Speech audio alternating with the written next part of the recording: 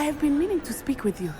I still can't believe we escaped the Ashwinders. You may not realize it, but you are the talk of the school since you saved me that day. I wonder how everyone knows about it.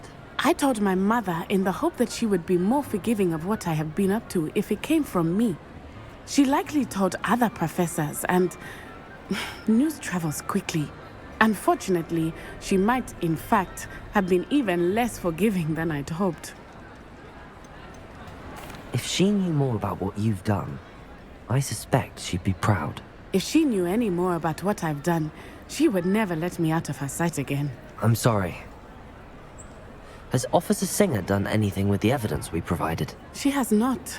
Harlow is as strong as ever. Someone needs to stop him, whether it is us or Officer Singer. If someone had stopped the monsters like him in Matabeleland, my father would be alive today. What exactly happened to your father? It was a beautiful day. My mother had gone to tend to a neighbor who was ill, and so my father and I were galloping in the savannah. Galloping? Your father was also an animagus, I take it? He could become the most majestic giraffe, and he would carry me on his back, my arms around his neck. We were on our way home when we surprised a group of bandits who had come from our village.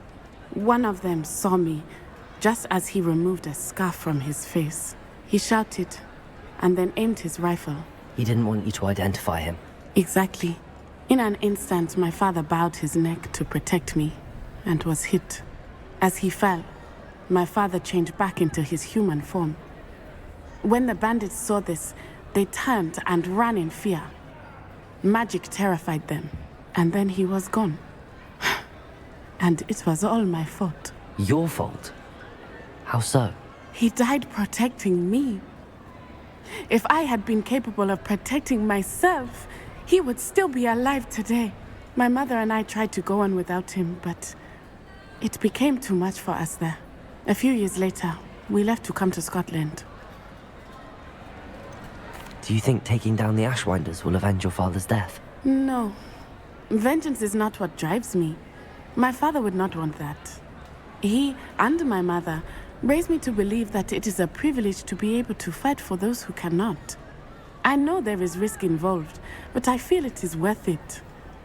I am glad you seem to think so too. What does your mother think about all of this? Well, as you saw, she worries a great deal. She is an excellent seer, but I think it bothers her to this day that she did not see my father's death coming. She misses him, as do I. So I believe on some level she understands my need to seek justice in a small way. But that does not mean that she likes it. Do you think your father would approve of the things we've been doing?